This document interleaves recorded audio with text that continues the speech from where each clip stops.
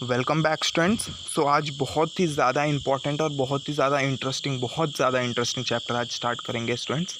सो देखेंगे कि इस चैप्टर में क्या है, आपको बहुत ज़्यादा मज़ा आने वाला है। आज का जो हम चैप्टर स्टार्ट करने वाले हैं, तो आज का जो चैप्टर है वो आपके सेल से रिलेटेड चैप्टर होगा। क्या होगा स्टूडेंट्स? सेल से रिलेटेड चैप्टर होगा। बहुत ज़्यादा इंटरेस्टिंग चैप्टर आज आपका स्टार्ट करेंगे, तो देखते हैं क्या है चैप्टर में। सो स्टूडेंट्स, आपका साइंस पार्ट 2 का 2 लेसन कंप्लीट हो गया है। एक एनिमल क्लासिफिकेशन और एक हमने सेकेंड लेसन कंप्लीट किया है। आपका जो 7th लेसन है उसको हमने कंप्लीट कर लिया है। तो आज आपका एक नया लेसन स्टार्ट करेंगे और देखेंगे कि क्या है। ठीक है स्टूडेंट्स, न्यू चैप्टर स्टार्ट करने से पहले कुछ जान लेते हैं क्या होता है। सभी को मालूम है कि जो हमारा ऑर्गन सिस्टम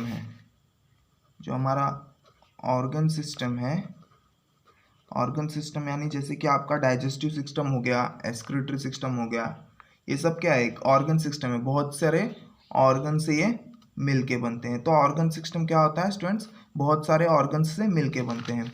और बहुत सारे ऑर्गन्स किससे बनते हैं? बहुत सारे ऑर्गन्स बनते हैं बहुत सारे टिश्यूज से मिलके। तो एक ऑर्गन्स किससे बनता है स्टूडेंट्स? बहुत सारे टिश्यूज से मिलके बनता है।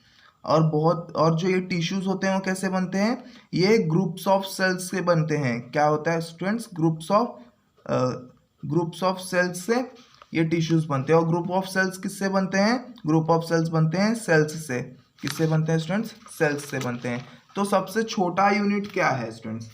हमारे बॉडी में सबसे छोटा यूनिट क्या है? ये सेल्स है। मतलब सबसे इंपॉर्टेंट क्या होगा स्टूडेंट्स? ये सेल होगा। अगर हम सेल्स की स्टडी करते हैं तो इसके ये सब की स्टडी करने में हमें क्या होगा?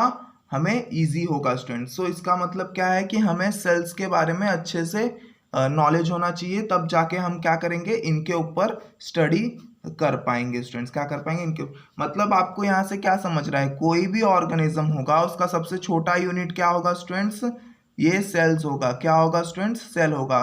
कोई भी ऑर्गेनिज्म हो, चाहे वो प्लांट हो या ह्यूमंस हो, एनिमल्स हो, कुछ भी हो, तो उसका सबसे छोटा यूनिट क्या होगा स्टूडेंट्स? सेल्स होगा। अगर आपने अपने लोअर स्टैंडर्ड्स में इस सेल्स के बारे में बेसिक में पढ़ा होगा स्टूडेंट्स। आज हम इसी से रिलेटेड एक चैप्टर स्टार्ट करने वाले हैं स्टूडेंट्स, आपका साइंस पार्ट 2 का। आई होप आपको ये समझा होगा कि जो ऑर्गन सिस्टम होता है वो बहुत सारे ऑर्गन से मिलके बनता है, और जो ऑर्गन्स होता है बहुत सारे टिश्यू से मिलके बनता है, और जो टिश्यू होता है वो ग्रुप ऑफ सेल्स से मिलके बनता है, और जो ग्रुप ऑफ सेल होता है वो सेल्स से मिलके बनता है। और सेल्स क्या है? सबसे छोटा यूनिट है कोई भी ऑर्गेनिजम्स का स्टूडेंट, चाहे वो यूनिसेलुलर एनिमल हो या मल्टीसेलुलर एनिमल हो या प्लांट हो, कोई भी हो, उसका सबसे छोटा यूनिट क्या होगा? सेल्स होगा। तो सेल्स को पढ़ना हमें बहुत ज़्यादा इंपॉर्टेंट है, तब जाके हम इनके बारे में इजीली पढ़ सकते हैं। तो आज इसी से रिलेटेड एक चैप्टर स्टार्ट करते हैं। आपका 8th चैप्टर आज स्टार्ट करेंगे साइंस पार्ट 2 का। देखते हैं कि उस चैप्टर में क्या है स्टूडेंट्स। सो स्टार्ट करते हैं। आपका नया चैप्टर है 8th chapter, cell biology and biotechnology. क्या स्टूडेंट्स? सेल बायोलॉजी और बायोटेक्नोलॉजी। सो आपको चैप्टर के नाम से ही समझ में आ रहा है कि हमें चैप्टर में क्या पढ़ना है। सेल बायोलॉजी मतलब सेल की स्टडी करना है। बायोटेक्नोलॉजी मतलब हम कौन सी नई टेक्नोलॉजी सेल्स में डेवलप कर पाए, सेल्स के लिए हमने ऐसी कौन सी टेक्नोलॉजी हमने डेवलप कर पाई है, तो वो सब हम आज इस चैप्टर में पढ़ने वाले हैं। तो मैंने आपको बता दिया है कि सेल्स कैसे होते हैं, टिश्यूज कैसे होते हैं। तो यहाँ पे क्वेश्चन दिया है व्हाट इज अ सेल। तो आपको बताना है सेल हमारे बॉडी का, एक ऑर्गेनिज्म के बॉडी का सबसे छोटा यूनिट होता है स्टूडेंट्स। क्या होता है? सबसे छोटा यूनिट होता है। और व्हाट इज अ टिश्यू मतलब ग्रुप ऑफ सेल्स क्या होंगे? आपके टिश्यूज होंगे। उनका फंक्शन क्या है स्टूडेंट्स? टिश्यूज का फंक्शन जो भी रहेगा स्टूडेंट्स वो अलग अलग होते हैं। टिश्यूज के फंक्शन, हार्ट के टिश्यूज के फंक्शन अलग होंगे, किडनी के टिश्यूज के फंक्शन अलग होंगे। इस तरह से वो अलग अलग फंक्शंस होते हैं अलग अलग टिश्यूज के स्टूडेंट्स। तो आज हम देखते हैं कि हम क्या पढ़ रहे हैं इस लेसन में, सेल बायोलॉजी एंड बायोटेक्नोलॉजी। तो हम देखते हैं कि क्या होता है स्टूडेंट्स। यहाँ पे और भी कुछ दिया, देखो, we have study the plant production by technique of tissue culture in last class. Stem cells are used for that purpose, whether such stem cells are present in animal. ठीक है, आपने अपने लोअर स्टैंडर्ड्स में पढ़ा होगा कि हमने plant के प्रोडक्शंस के लिए टिश्यू कल्चर का इस्तेमाल किया था, और टिश्यू कल्चर में हमने उन प्लांट्स के स्टेम सेल्स का इस्तेमाल किया था। तो मैं आगे आपको बताने वाला हूँ फिर से कि स्टेम सेल्स होते क्या हैं, हम डिटेल में पढ़ेंगे स्टेम सेल्स होते क्या हैं। तो आपको अभी बस इतना याद रखना कि हमने प्लांट प्रोडक्शंस के लिए टिश्यू कल्चर में हमने पिछले क्लासेस में पढ़ा था कि स्टेम सेल्स होते क्या हैं। तो ऐसे स्टेम सेल्स क्या एनिमल्स में भी प्रेजेंट होते हैं क्या, वो आज हम इस चैप्टर में देख लेंगे कि एनिमल्स में किस तरह के सेल्स प्रेजेंट होते हैं, कैसे सेल्स प्रेजेंट होते हैं, और कौन से टाइप के सेल्स के लिए हम बायोटेक्नोलॉजी का यूज कर सकते हैं। तो वो हम इस चैप्टर में देखेंगे। तो पहला आपका यहाँ पे टॉपिक स्टार्ट होता है, वो है साइटोलॉजी। क्या स्टूडेंट, साइटोलॉजी में यहाँ पे आपको वर्ड का मतलब बताता हूँ। साइटो मतलब होता है सेल, लॉजी मतलब होता है स्टडी। मतलब हम क्या करने वाले हैं यहाँ पे, सेल की स्टडी करने वाले हैं। क्या करने वाले हैं, सेल की स्टडी करने वाले हैं। यहाँ पे डेफिनेशन देख लेते हैं। Earlier we have study the structure, type and organelles of cell, this is called cell biology and cytology. ठीक है, आपने लोअर स्टैंडर्ड्स में भी पढ़ा होगा कि सेल का स्ट्रक्चर कैसा होता है, सेल के कौन कौन से टाइप होते हैं, और सेल में कौन कौन से ऑर्गेनेल्स होते हैं। ऑर्गेनेल्स मतलब होते हैं सेल के ऑर्गन्स, जैसे कि माइटोकॉन्ड्रिया हो गया, आपका गोल्गी बॉडी हो गया, न्यूक्लियस हो गया, या क्या है आपके सेल के ऑर्गेनेल्स है स्टूडेंट्स। सो ये अपने अर्लियर क्लासेस में पढ़ा होगा। उसी स्टडी को हम क्या बोलते हैं, सेल बायोलॉजी बोलते हैं, मतलब साइटोलॉजी बोलेंगे स्टूडेंट। यहाँ पे मैंने वर्ड का मतलब आपको बताया। साइटो मतलब होता है सेल, लॉजी मतलब होता है स्टडी। तो ये है आपका डेफिनेशन है साइटोलॉजी। आई होप आपको ये डेफिनेशन का मीनिंग समझ गया होगा students. Beside above mention point it includes the study of cell division and many other aspect of cell. तो साइटोलॉजी में सिर्फ सेल के टाइप और ऑर्गेनेल्स की स्टडी नहीं की जाती, उसके अलावा सेल का डिवीजन कैसा होता है और भी जितने सेल से रिलेटेड स्टडी होंगी वो साइटोलॉजी में इंक्लूड होंगी स्टूडेंट्स। सो ये सब आपको याद रखना है, कुछ पॉइंट्स है। आगे देखते हैं क्या लिखा है। There are revolutionary changes in the field of human health due to cell biology. ठीक है स्टूडेंट, जब से हमने सेल की स्टडी स्टार्ट की है, जब से हमने सेल के बारे में पढ़ना स्टार्ट किया, तब से एक रिवॉल्यूशनरी चेंज मतलब एक रिवॉल्यूशनरी चेंज मतलब होगा स्टूडेंट्स एक ऐसा अच्छा चेंज स्टूडेंट्स, मतलब जो कि ह्यूमन का हेल्थ पूरी तरह से चेंज कर दे, ह्यूमन के रहने का तरीका पूरी तरह से चेंज हो गया है। उनके हेल्थ में हम ज़्यादा वो कर पा रहे हैं, रिसर्च कर पा रहे हैं, उनके हेल्थ से रिलेटेड, उनके बॉडी से रिलेटेड ज़्यादा हम रिसर्च कर पा रहे हैं। तो एक ह्यूमन हेल्थ के फील्ड में एक बड़ा हमें सक्सेस मिला है जब से हमने सेल बायोलॉजी के बारे में हमने स्टडी करना स्टार्ट किया है students. Research institute specially dedicated for research on cell and established at Pune and Bengaluru India. तो रिसर्च इंस्टीट्यूट्स बनाए जाते हैं जहाँ पे हम सेल्स की स्टडी करते हैं, स्पेशली ये बनाए जाते हैं सेल्स की स्टडी के लिए। तो ये इंडिया में दो जगह पे हैं, पुणे और बेंगलुरु में। कहाँ पे हैं स्टूडेंट्स, पुणे और बेंगलुरु में दो जगह पे हैं जहाँ पे इन सेल्स की स्टडी की जाती है, साइटोलॉजी पढ़ा जाता है students. National centre for cell science at Pune and inStem at Bengaluru are involve in valuable research. तो यहाँ पे नाम भी दे दिया student, national centre for cell science, ये पुणे में सिचुएटेड है, और एक इनस्टेम करके इंस्टीट्यूट है वो बेंगलुरु में सिचुएटेड। दो बड़े सेंटर्स है सेल साइटोलॉजी पढ़ने के लिए और साइटोलॉजी स्टडी करने के लिए। तो ये कुछ बड़े सेंटर्स है स्टूडेंट्स। यहाँ पे कुछ वेबसाइट्स दिए हैं, अगर आपको उस वेबसाइट्स पे जाएंगे तो आपको यहाँ पे उनके बारे में और भी ज़्यादा इंफॉर्मेशंस मिल जाएंगे स्टूडेंट्स। सो ये आपको पढ़ना है स्टूडेंट्स। हाँ, टिश्यू कल्चर आप अगर आपको याद नहीं आता है तो यहाँ से आप देख सकते हैं। यहाँ पे देखो स्टूडेंट्स, ये बनाना ट्री है, बनाना ट्री का हम स्टेम सेल लेते हैं और फिर उसे कुछ ट्रीटमेंट देते हैं और उसे इस ग्लास में रखते हैं कुछ देर तक, और फिर हम इन स्टेम सेल्स को एक एक पॉट में लगा के यहाँ पे प्लांट्स लेते हैं, और वो प्लांट्स फिर से बनाना के प्लांट्स में चेंज हो गया। फिर से हम उसके स्टेम सेल्स देंगे, उसे ट्रीटमेंट देंगे, उसे ग्लास में रखेंगे, फिर ये छोटे छोटे स्प्राउटिंग्स आ जाएंगे तो क्या करेंगे, हम उसे फिर से पॉट में लगा देंगे। तो ये हमारा टिश्यू कल्चर। मैंने आपको ये शॉर्ट में बताया स्टूडेंट्स, आपने इसे डिटेल में पढ़ा होगा, स्टडी किया होगा स्टूडेंट्स।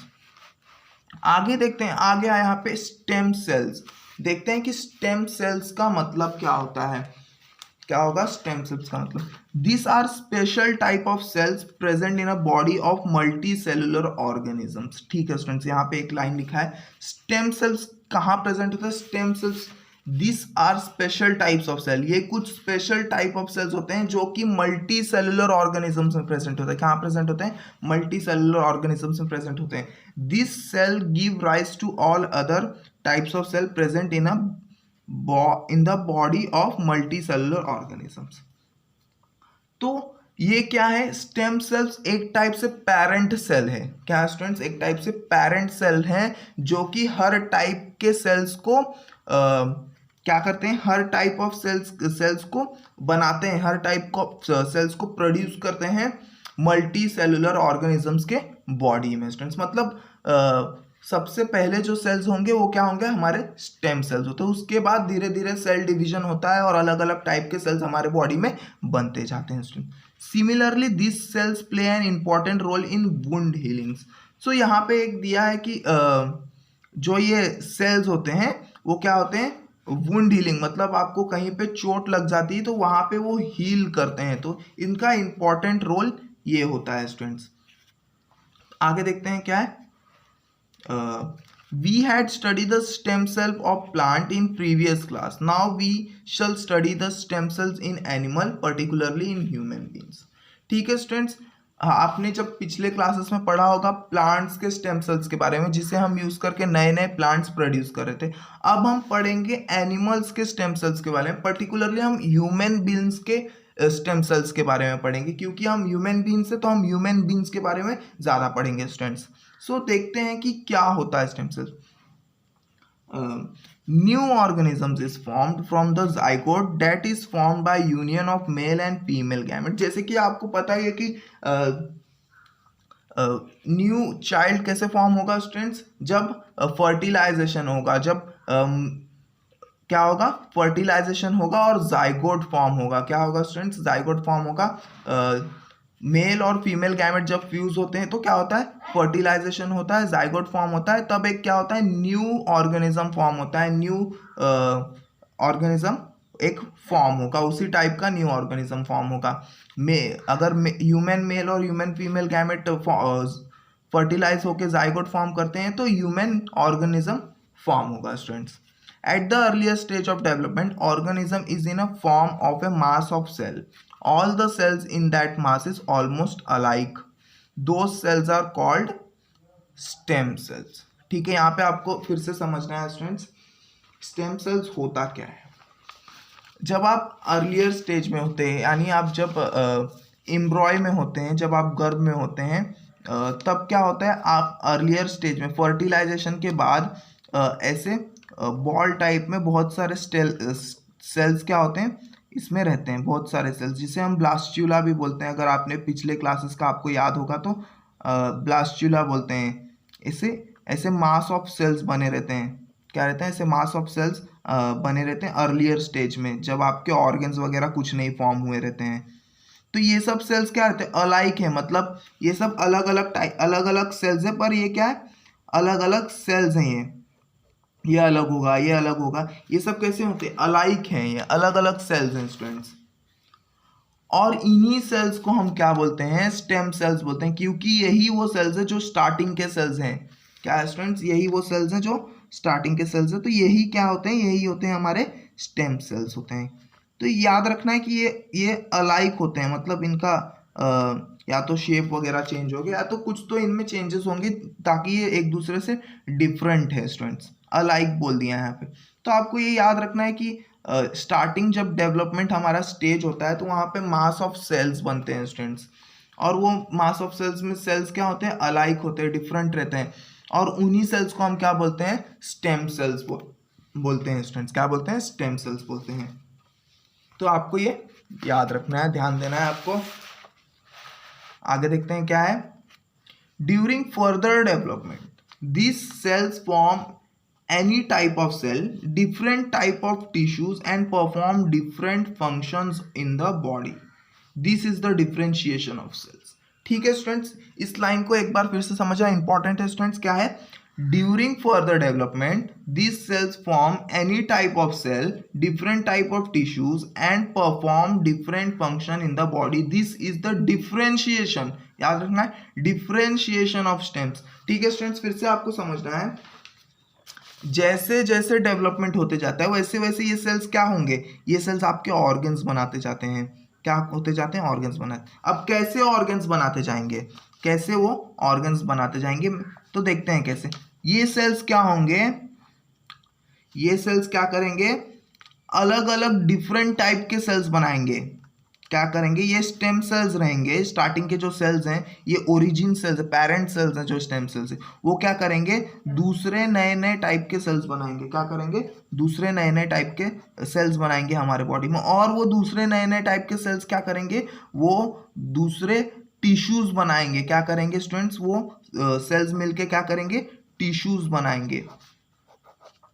क्या करेंगे, टिश्यूज बनाएंगे। और ये सब सेल्स और टिश्यूज क्या करेंगे, अलग अलग टाइप के फंक्शंस करेंगे हमारे बॉडी में। क्या करेंगे, अलग अलग टाइप के फंक्शंस करेंगे।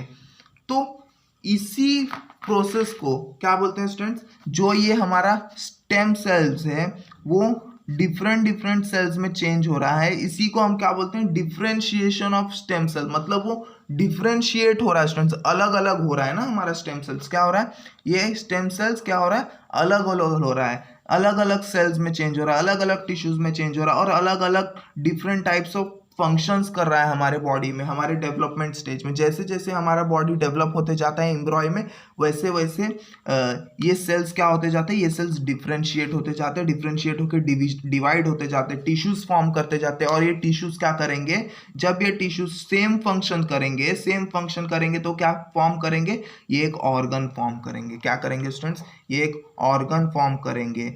अब जब ऑर्गन सेम काम करना स्टार्ट कर देंगे तो ये क्या करेंगे, एक ऑर्गन सिस्टम फॉर्म करेंगे। क्या करेंगे स्टूडेंट्स, ऑर्गन सिस्टम फॉर्म करेंगे। जैसे कि आपका जो माउथ हो गया, टीथ हो गया, ऑसोफेगस हो गया, स्टमक हो गया, ये सब क्या करते हैं, एक ही काम करते हैं, सिर्फ डाइजेशन का काम। इसलिए हम इन सबको मिला के क्या बोलते हैं, डाइजेस्टिव सिस्टम बोलते हैं। उन सब ऑर्गन्स को मिला के क्या बोलते हैं, डाइजेस्टिव सिस्टम। उसे ही हम क्या बोलते हैं, ऑर्गन सिस्टम। डाइजेस्टिव सिस्टम क्या है, ये हमारा ऑर्गन सिस्टम है। उनमें ऑर्गन्स क्या क्या है, हमारा स्टमक है, पैनक्रियाज है, माउथ है, ये सब क्या है, हमारे ऑर्गन्स है। और वो सब ऑर्गन्स किससे बने हैं, सेम टाइप के टिश्यू से बने हैं। और वो टिश्यूज किससे बनेगा, सेम टाइप के सेल्स से बनेगा स्टूडेंट्स। और ये सेल्स कहाँ से बनेंगे, ये सेल्स बनेंगे हमारे स्टेम सेल्स से। तो आई होप आपको ये इजी वे में समझा दिया हूँ मैं। आपको सिर्फ समझना है कि जो स्टेम सेल्स होंगे वो हमारे डेवलपमेंट स्टेज में धीरे धीरे अलग होंगे, डिफरेंट होंगे, डिफरेंशिएट होंगे, अलग अलग सेल्स में चेंज होंगे। वो अलग अलग सेल्स क्या होंगे, अलग अलग टिश्यूज में चेंज होंगे। वो टिश्यूज क्या करेंगे, अलग अलग फंक्शंस करेंगे, ऑर्गन्स बनाएंगे, ऑर्गन्स क्या करेंगे, ऑर्गन सिस्टम बनाएंगे। तो इस तरह से धीरे धीरे हमारी बॉडी क्या होती है डेवलप होते जाती है। तो यहाँ पे याद करने वाला पॉइंट ये है, आपको समझने वाला पॉइंट ये है कि स्टेम सेल्स हमारे पेरेंट सेल्स होते हैं। क्या होते हैं, पेरेंट सेल्स होते हैं। इन्हीं से सब सेल क्या होते हैं, डिफरेंशिएट होते हैं स्टूडेंट्स। तो एक बार फिर से वो लाइन पढ़ लेते हैं स्टूडेंट्स, क्या है, During further development, these cells form any type of cell, different type of tissues and perform different type of functions in the body. This is the differentiation of cell. आगे देखते हैं क्या है. However, once the tissue are formed, the cell in those tissues at the most can form same type of cells only. This is the case in each part of body. However, stem cells are present for longer duration in some parts of the body. Students, फिर से ध्यान देना students, क्या है यहाँ पे, अब stem cells क्या कर रहा है, स्टेम सेल्स ने सेल्स को डिफरेंशिएट कर दिया, अलग अलग सेल्स बना दिए। अब वो क्या कर रहा है, अब वो उसने एक सेल बनाया है,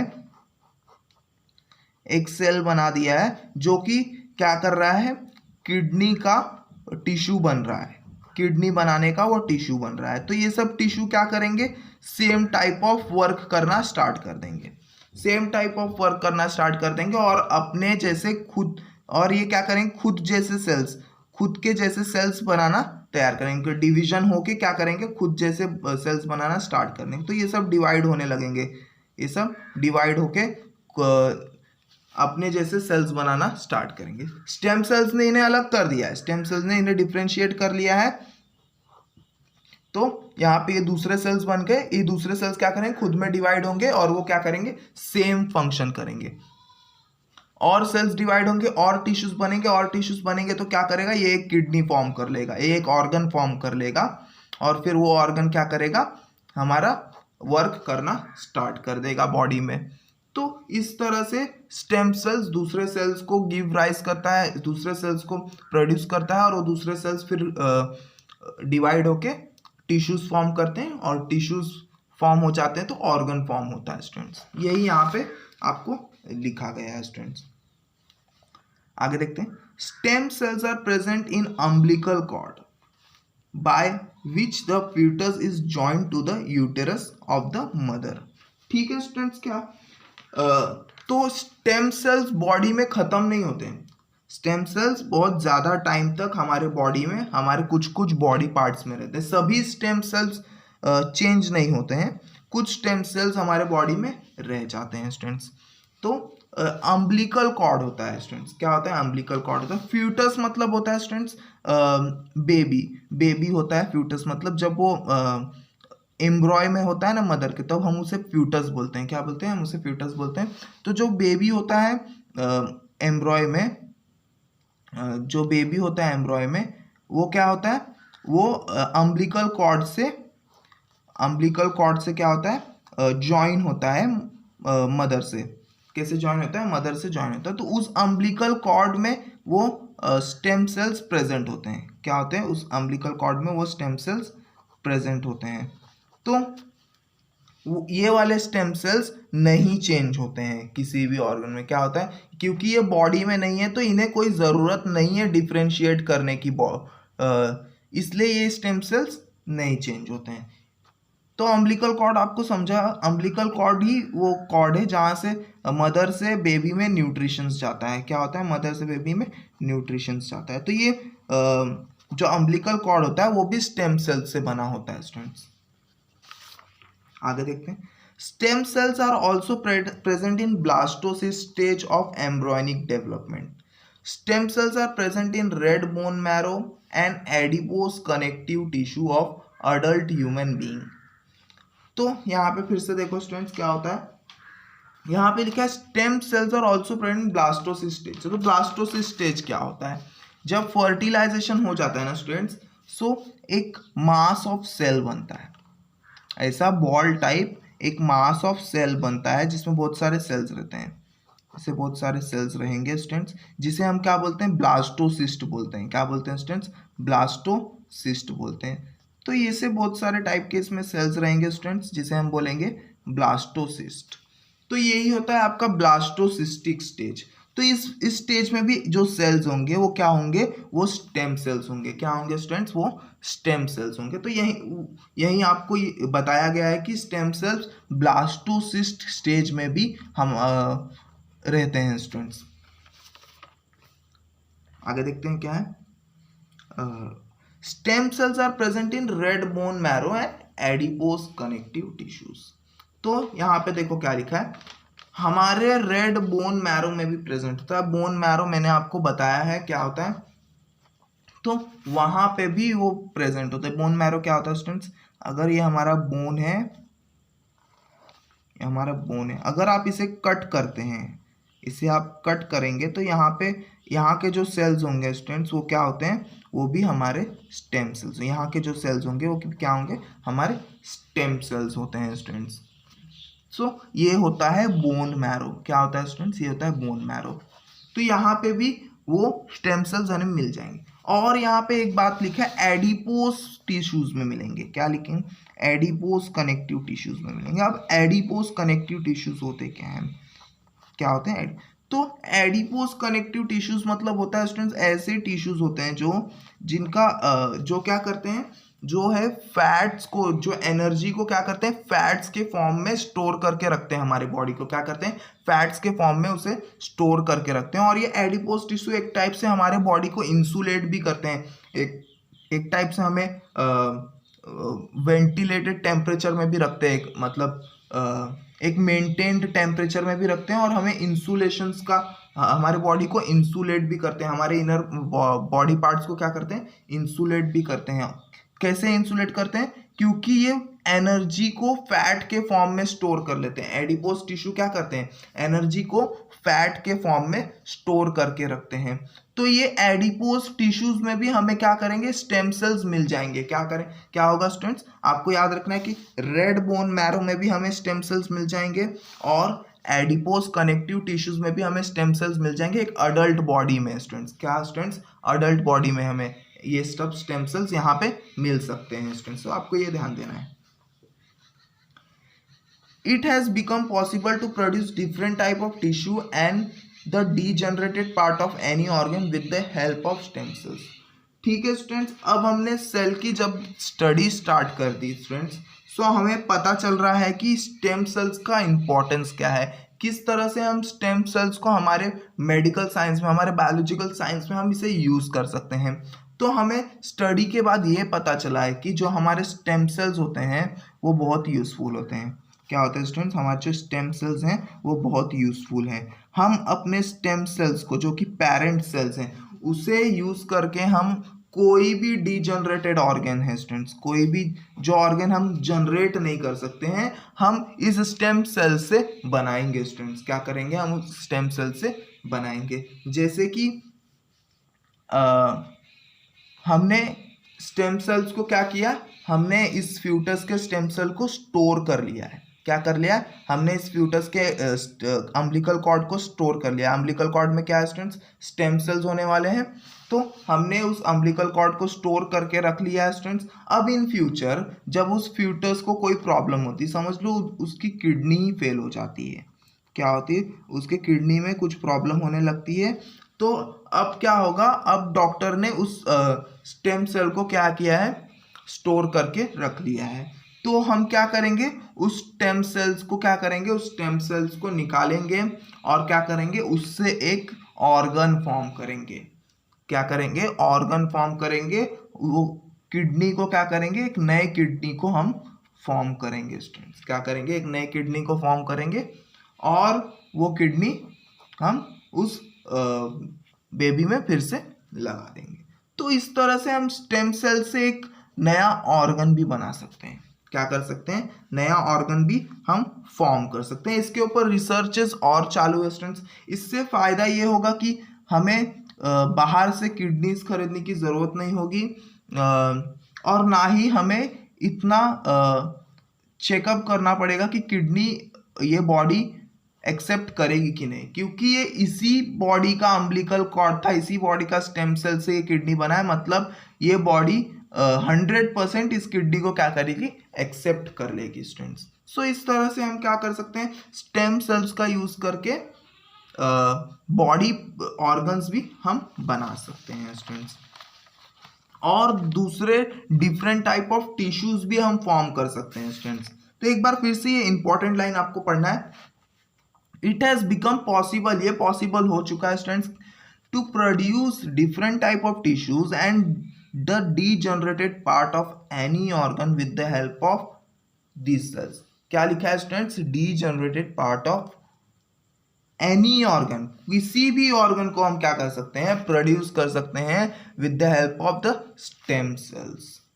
अब यहाँ पे लिखा है कि आपने भी क्वेश्चन सोच लिया होगा कि स्टेम सेल्स को प्रिजर्व कैसे करके रखते हैं, तो वो देखते हैं। एक छोटा सा टॉपिक दिया है स्टूडेंट्स, स्टेम सेल प्रिजर्वेशन। हम स्टेम सेल्स को इतने साल तक कैसे रख पाएंगे, तो वो देखते हैं क्या होता है। For the purpose of preservation, stem cell samples are carefully collected from source like cord blood, red bone marrow, or embryo, and are kept in a small sterile vials. Those vials are kept in a liquid nitrogen at -135 degree to -190 degree.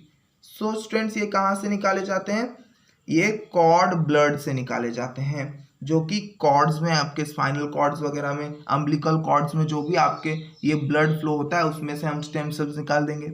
या तो अगर हमारे पास stem cells नहीं है, हमारे stem sales नहीं store करके रखें, तो हम अडल्ट में भी रेड बोन मैरो से स्टेम सेल्स निकाल लेंगे। या तो पहले से ही एम्ब्रॉय से ब्लास्टोसिस्ट से हमने स्टेम सेल्स निकाल रखा है स्टूडेंट्स। सो उसे हम कहाँ रखेंगे, उसे हम एक छोटे से स्टेराइल वायल्स में रखेंगे। स्टेराइल वायल्स मतलब होता है स्टूडेंट्स वहाँ पे कुछ नहीं होगा, वहाँ पे क्या होगा, कुछ नहीं होगा, कोई बैक्टीरिया कोई भी ऑर्गेनिज्म अंदर नहीं जा पाएगा, ना उसमें हम एयर डालेंगे ना कुछ नहीं डालेंगे उसमें, वो स्टेराइल रहेगा। तो हम उसमें रखेंगे और उस वायल को कहाँ रखेंगे, और उस वायल को हम लिक्विड नाइट्रोजन में रखेंगे। कहाँ रखेंगे स्टूडेंट्स, लिक्विड नाइट्रोजन में रखेंगे, जो कि टेम्परेचर होता है -135 डिग्री सेल्सियस टू -190 डिग्री। तो नाइट्रोजन जो होता है वो नॉर्मल टेम्परेचर में क्या होता है, गैस फॉर्म में होता है। क्या होता है, गैस फॉर्म में। जब हम उसे -135 डिग्री सेल्सियस टू -190 डिग्री सेल्सियस के बीच में रखेंगे ना स्टूडेंट्स, तब वो लिक्विड हो जाता है। नाइट्रोजन क्या हो जाता है, लिक्विड हो जाता है। तब हम उस टेम्परेचर पे इन स्टेम सेल्स को प्रिजर्व करके रखते हैं। तो देखो कितना मुश्किल काम है उसे प्रिजर्व करके भी रखना स्टूडेंट्स। सो इस तरह से हम स्टेम सेल्स को प्रिजर्व करते हैं और बाद में जब कोई ज़रूरत पड़ती है तो हम उस स्टेम सेल्स को उस ह्यूमन बीइंग के लिए यूज़ कर सकते हैं स्टूडेंट्स। स्टेम सेल रिसर्च, देखो स्टूडेंट्स क्या लिखा है, stem cells research, stem cells पे रिसर्च करना है। In biotechnology stem cell research is a revolutionary event after cloning. This technique has the potential of bringing about the fundamental changes in medical science. ठीक है students, बीच में biology में students एक और event हुआ था, एक और इन्वेंशन, एक और स्टडी हुई थी क्लोनिंग के बारे में। आपने सुना होगा क्लोनिंग के बारे में। इसमें क्या होता था स्टूडेंट्स, हम एक सेम ऑर्गेनिज्म फॉर्म करते थे। आपने डॉली शिप के बारे में सुना होगा। डॉली शिप जो पहला हमारा ऑर्गेनिज्म था जो हमने क्लोन करके बनाया था स्टूडेंट्स। क्या करके बनाया था, क्लोन करके मतलब हम एक ही पेरेंट्स का सेल यूज करके, क्या करके स्टूडेंट्स, एक ही पेरेंट्स का जो सेल यूज करके, एक ही पेरेंट्स का गैमेट्स यूज करके हम क्या करते थे स्टूडेंट्स, हम एक नया ऑर्गेनिज्म फॉर्म करते थे। क्या करते थे, नया ऑर्गेनिज्म एक फॉर्म कर देते थे जो कि बिल्कुल उसी पेरेंट की तरह दिखता था। अगर मैंने ये फीमेल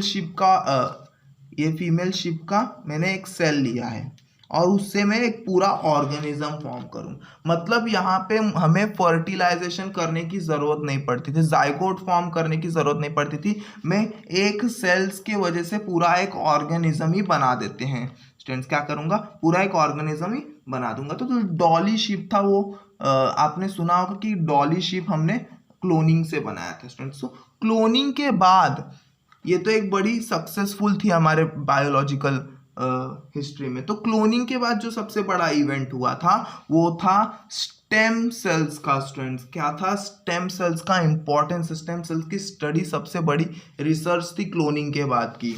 तो वही यहाँ पे लिखा है students, in biotechnology stem cell research is a revolutionary event after cloning. Cloning के बाद हमारी सबसे बड़ी उपलब्धि, सबसे बड़ी सक्सेसफुल क्या थी स्टूडेंट्स, स्टेम सेल्स के ऊपर research. This technique has the potential of bringing about the fundamental changes in medical science. तो जैसे जैसे स्टडी आगे बढ़ती गई वैसे वैसे समझ में आने लगा कि इस स्टेम सेल्स के रिसर्च में क्या है स्टूडेंट्स, स्टेम सेल्स का रिसर्च एक मेडिकल साइंस में वरदान की तरह काम कर सकता है, मेडिकल साइंस में एक बड़ा चेंज ला सकता है। तो आपको जैसे कि समझ गया होगा, जब हम एक ऑर्गन फॉर्म कर सकते हैं स्टूडेंट्स तो कितना बड़ा काम हो सकता है। हम डायरेक्टली उस ऑर्गन को रिप्लेस करने वाले हैं, जो ऑर्गन खराब हो रहा है वो डायरेक्टली रिप्लेस होने वाला है। हार्ट खराब हो रहा है, हार्ट हम रिप्लेस करने वाले हैं। तो देखो कितना बड़ा चेंज है ये। तो हमें या ये प्रोसेस भी क्या होगा स्टूडेंट्स, अगर ये प्रोसेस सक्सेसफुल हो गया तो हमें ज़्यादा पैसे भी नहीं खर्च करने पड़ेंगे और ना ही हमें ज़्यादा रिसर्च भी नहीं करना पड़ेगा कि ये बॉडी एक्सेप्ट करेगी कि नहीं, किसी के ऊपर डिपेंड भी नहीं होना पड़ेगा। तो इस तरह से हम जान चुके हैं कि स्टेम सेल्स का क्या इंपॉर्टेंस होता है स्टूडेंट्स। आगे देखते हैं,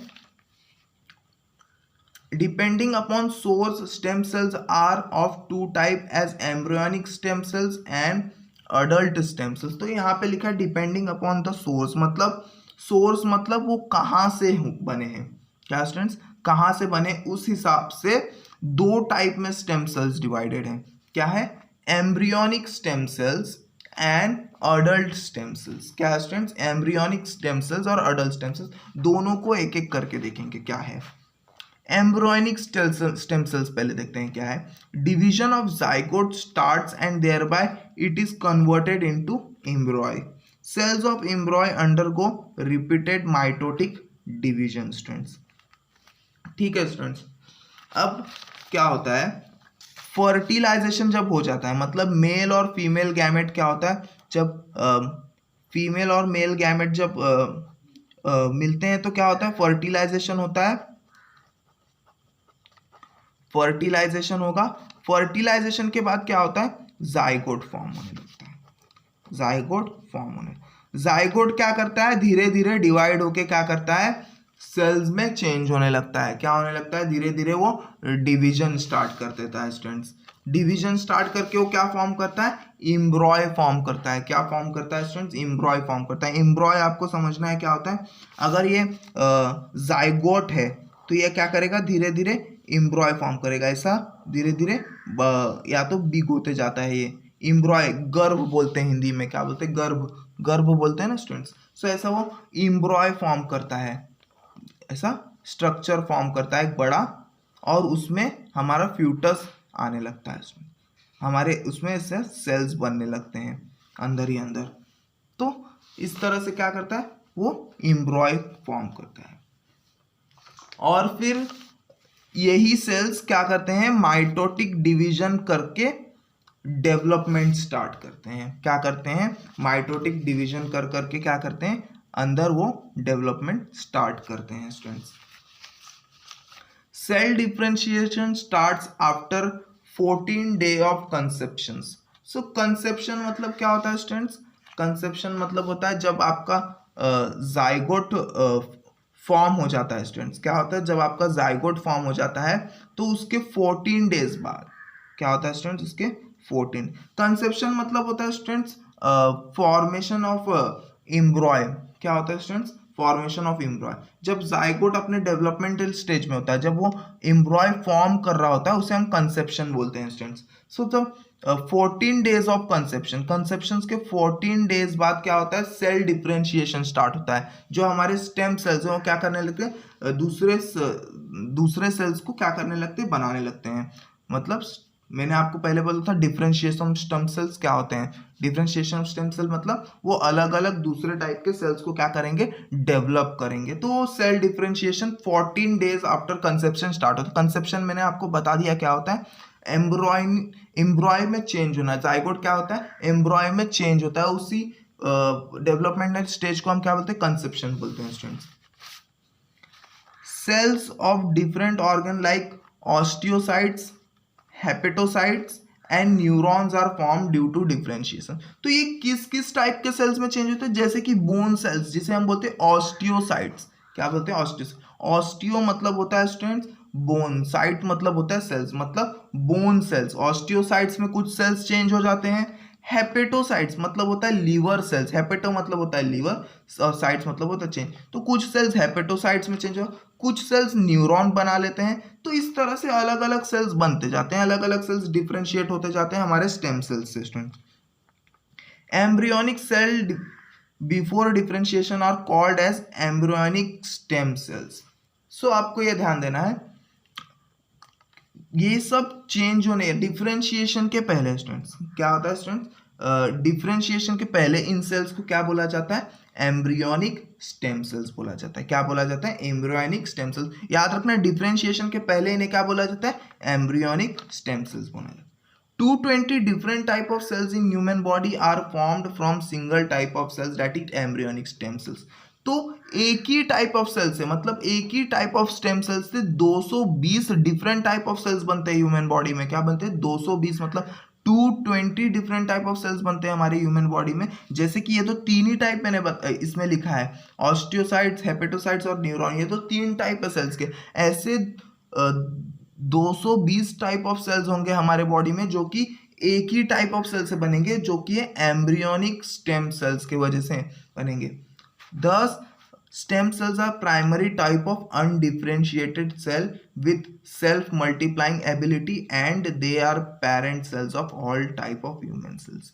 तो ये stem cells क्या होते हैं students? Stem cells parent cells हैं स्टूडेंट्स. क्या है स्टूडेंट्स? Parent cells है और इनमें खुद से डिवाइड होने की क्या होती है? खुद से डिवाइड होने की वो एबिलिटी होती है, जो कि खुद से डिवाइड, इन्हें कोई मैसेज नहीं देता है, ये खुद से क्या होते हैं? डिवाइड होते हैं और एक फॉर्म करते जाते हैं, धीरे धीरे दूसरे टाइप के सेल्स को फॉर्म करते जाते हैं, दूसरे टाइप ऑफ सेल्स टिश्यूज को फॉर्म करते हैं, टिश्यूज ऑर्गन्स को फॉर्म करते हैं, ऑर्गन सिस्टम को फॉर्म करता है, फिर एक पूरी बॉडी डेवलप हो जाती है. तो इस तरह से देखा कि स्टेम सेल्स कितने बड़ा इंपॉर्टेंट रोल वो प्ले कर रही है हमारे बॉडी को फॉर्म करने के लिए स्टूडेंट्स. तो देखा है stem cells are primary type of undifferentiated cells. Undifferentiated cell मतलब आप इन स्टेम सेल्स को डिफरेंशिएट नहीं कर पाओगे कि ये सेल लीवर का सेल है, ये सेल बोन का सेल है, जब तक कि वो डिफरेंशिएशन ऑफ सेल स्टार्ट ना कर दें, जब तक कि वो दूसरे टाइप के सेल्स को बनाना ना स्टार्ट कर दें students. This property of stem cells is called as pluripotency. Students क्या लिखा है? इस प्रॉपर्टी को हम क्या बोलते हैं? इस प्रॉपर्टी को हम बोलते हैं प्लूरिपोटेंसी. स्टूडेंट्स क्या बोलते हैं? प्लूरिपोटेंसी. जो ये प्रॉपर्टी है, thus the stem are primary type of undifferentiated cell and self multiplying ability and they are parent cell of all type of human cells. इस प्रॉपर्टी को क्या बोलते हैं? इस सेल्स की प्रॉपर्टी को क्या बोलते हैं? प्लूरिपोटेंसी. क्या बोलते हैं स्टूडेंट्स? प्लूरिपोटेंसी. प्लूरी मतलब होगा प्लूरल, पोटेंशियल मतलब होगा स्टूडेंट्स, पोटेंसी मतलब होगा स्टूडेंट्स पोटेंशियल. मतलब पोटेंशियल किसका है स्टूडेंट्स? अलग अलग टाइप ऑफ सेल्स को बनाने का. प्लूरल मतलब बहुत सारे टाइप के, बहुत सारे. सिंगुलर मतलब होता है सिंगल, प्लूरल मतलब होता है स्टूडेंट्स बहुत सारे. पोटेंसी मतलब पोटेंशियल, मतलब potential to develop many types of cell. Students क्या है? Potential to develop many types of cell. It has been found that if these stem cells are collected well before the beginning of differentiation on 14th day, that is during 5th to 7th day, and cultured with certain biochemical stimulus in laboratory. तो देखो students क्या लिखा है यहाँ पे? लिखा है कि स्टूडेंट्स अगर हम स्टेम सेल्स को कलेक्ट कर लेते हैं डिफरेंशिएशन के पहले, मतलब जब ये स्टेम सेल्स दूसरे सेल्स को ना फॉर्म करे उसके पहले, अगर हम मतलब 14 डेज के पहले अगर हम इसे ले लेते हैं, मतलब 5th to 7th डे के बीच में अगर हम इन स्टेम सेल्स को निकाल लेते हैं स्टूडेंट्स और इन्हें कलेक्ट कर लेते हैं, तो क्या होगा? And cultured with a certain biochemical stimulus in laboratory, as per the stimulus they can transform themselves into desired type of cell, thereby tissues are finally into organs. अगर हम इसे निकाल लेते हैं और अच्छे से कल्चर करते हैं, बायोकेमिकल्स का इस्तेमाल करके इन्हें स्टिमुलस देते रहते हैं, इन्हें मैसेज देते रहते हैं कि आपको एक ऑर्गन फॉर्म करना है, तो उस हिसाब से वो क्या करते थे? हमारे हिसाब से वो क्या करेंगे? ऑर्गन्स फॉर्म करेंगे. हमारे हिसाब से क्या करेंगे? वो टिश्यू फॉर्म करेंगे. जिस हिसाब से हम उन्हें मैसेज देंगे कि इस टाइप का हमें ऑर्गन बनाना है, उस हिसाब से क्या करेंगे? ऑर्गन्स बनाते जाएंगे. स्टूडेंट्स क्या करेंगे? उस हिसाब से वो ऑर्गन्स बनाते जाएंगे, टिश्यूज बनाते जाएंगे, तो हमें उस टाइप का ऑर्गन हमें मिल सकता है स्टूडेंट्स. सो इस तरह से हम एक नया ऑर्गन फॉर्म कर लेते हैं स्टेम सेल्स का यूज करके स्टूडेंट्स. तो ये होता है एम्ब्रियोनिक स्टेम सेल्स. क्या होता है students? Embryonic stem sales. Second type देख लेते हैं, अडल्ट स्टेम सेल्स. क्या होता है? क्या होता है अडल्ट? देखते हैं. Stem cells can be obtained from the body of adult person too. तो जरूरी नहीं कि स्टेम सेल्स हम चाइल्ड से ही निकाले, बेबी से ही निकाले, हम स्टेम सेल्स एक अडल्ट पर्सन से भी निकाल सकते. There are 3 main source of stem cells in body of adult person. तो 3 टाइप के सोर्स होते हैं एक अडल्ट पर्सन के बॉडी में. तो कौन कौन से देखते हैं? Stem cells can B obtain from red bone marrow, adipose connective tissue and blood. तो स्टेम सेल्स कहाँ से मिल सकते हैं? एक तो रेड बोन मैरो, मैंने आपको रेड बोन मैरो बताया, एडिपोज कनेक्टिव टिश्यूज भी मैंने आपको बता दिया, और एक ब्लड. तो ये 3 जगह से हम स्टेम सेल्स को जमा कर सकते हैं एक अडल्ट बॉडीज में, एक अडल्ट ह्यूमन बींग से students. Besides, stem cells can be obtained from cord, blood immediate after birth. Cord blood मतलब होता है स्टूडेंट जब जो अम्बिलिकल कॉर्ड होता है, जब बेबी को निकाला जाता है तो अम्बिलिकल कॉर्ड को क्या कर दिया जाता है, कट कर दिया जाता है, तो उसमें से जो ब्लड निकलता है उसे हम क्या बोलते हैं, कॉर्ड ब्लड बोलते हैं। अगर हम उस ब्लड को भी क्या करते हैं, उस ब्लड को भी अगर हम कलेक्ट कर लेते हैं तो उसमें से भी हमें क्या मिल सकता है, स्टेम सेल्स हमें मिल जाएगा स्टूडेंट्स। तो देखते हैं, इधर लिखा है यूजेस ऑफ स्टेम सेल्स। क्या लिखा है, uses of stem, regenerative therapy. क्या है स्टूडेंट्स, रीजनरेटिव थेरेपी, मतलब यहाँ से नाम से क्या समझ रहे हैं, हम रीजनरेशन करेंगे, हम क्या करेंगे, रीजनरेशन करेंगे। सेल थेरेपी, रीजनरेटिव थेरेपी में पहला है सेल थेरेपी। देखते हैं सेल थेरेपी होता क्या है। Stem cells are used to replace the dead cell in a case of condition like diabetes, myocardial infarction, Alzheimer disease, Parkinson's disease. तो ये सब कुछ टाइप के डिजीज है स्टूडेंट्स जिनमें क्या होता है, सेल डेथ हो जाते हैं, जैसे कि डायबिटीज में हो गया स्टूडेंट्स, मायोकार्डियल इंफार्क्शन मतलब होता है हार्ट अटैक, और अल्जाइमर हो गया आपको, या पार्किंसंस हो गया। तो इन सब डिजीज में क्या कर सकते हैं हम, स्टेम सेल्स को रिप्लेस कर सकते हैं डेड सेल्स से। इन सब डिजीज में क्या होता है, सेल्स डेड हो जाते हैं स्टूडेंट। सो इन सब कंडीशंस में हम क्या कर सकते हैं, स्टेम सेल्स को इनसे रिप्लेस कर सकते हैं। सेकेंड है students, to produce blood cells required in condition like anaemia, thalassaemia और फिर ल्यूकेमिया। तो अब हम क्या करेंगे, अगर हमारे पास स्टेम सेल्स हैं तो हम क्या करेंगे, ब्लड सेल्स को भी प्रोड्यूस कर सकते हैं। याद रखना, ऐसी कोई मशीन नहीं है हमारे वर्ल्ड में जो एक ब्लड बना सकते हैं, सिर्फ एक ह्यूमन बॉडी है जो ब्लड बना सकते हैं। पर जब हमने स्टेम सेल्स रिसर्च किया तो हमें पता चला कि हम स्टेम सेल्स का यूज करके क्या कर सकते हैं, ब्लड सेल्स को भी फॉर्म कर सकते हैं। और हम एनीमिया जैसे कंडीशन, जिसमें जब एनीमिया हो जाता है, जब एनीमिया में क्या होता है, ब्लड लॉस स्टार्ट हो जाता है स्टूडेंट्स, ब्लड की कमी होने लगती है, जिसे हम बोलते हैं एनीमिया। थैलेसीमिया और ल्यूकेमिया एक टाइप के ब्लड कैंसर होते हैं, उस सब कंडीशंस में भी हम क्या कर सकते हैं, स्टेम सेल्स का यूज करेंगे हम ब्लड सेल्स फॉर्म करने में स्टूडेंट्स। दूसरा है यूजेस ऑफ स्टेम सेल में ऑर्गन ट्रांसप्लांटेशन। क्या है students, organ transplantation. In a case of failure of organ like kidney and liver, those can be produce with the help of stem cells and transplantation.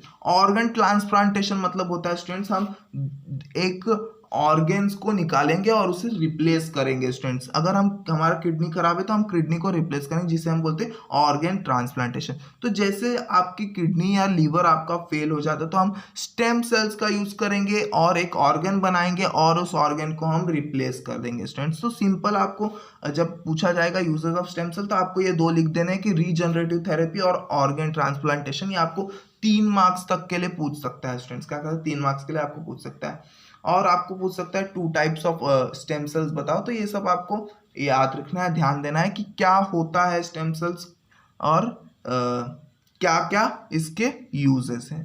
तो इस video में उतना ही है students. अगले video में आगे का पार्ट देखेंगे क्या है। इस वीडियो में हमने साइटोलॉजी को पढ़ लिया है स्टूडेंट्स, फिर हमने देखा है कि स्टेम सेल्स क्या होते हैं, फिर स्टेम सेल्स के 2 टाइप देख लिए, एम्ब्रॉयनिक स्टेम सेल्स और अडल्ट स्टेम सेल्स, और फिर हमने देखा है यूजेस ऑफ स्टेम सेल्स। क्या देखा है students, uses of stem cells. तो इस वीडियो में इतना ही स्टूडेंट्स, देखेंगे आगे वाला पार्ट क्या होता है अगले वीडियो में। आगे का पार्ट है स्टूडेंट्स आपका ऑर्गन ट्रांसप्लांटेशन, बहुत ही मज़ा आने वाला है आगे के वीडियो में। तो इस वीडियो में इतना ही है स्टूडेंट्स, मिलते हैं अगले वीडियो में, देखेंगे क्या है। सो आई होप आपको ये वीडियो अच्छी तरह से समझा होगा। सो थैंक यू स्टूडेंट्स, मिलते हैं अगले वीडियो में नए टॉपिक के साथ।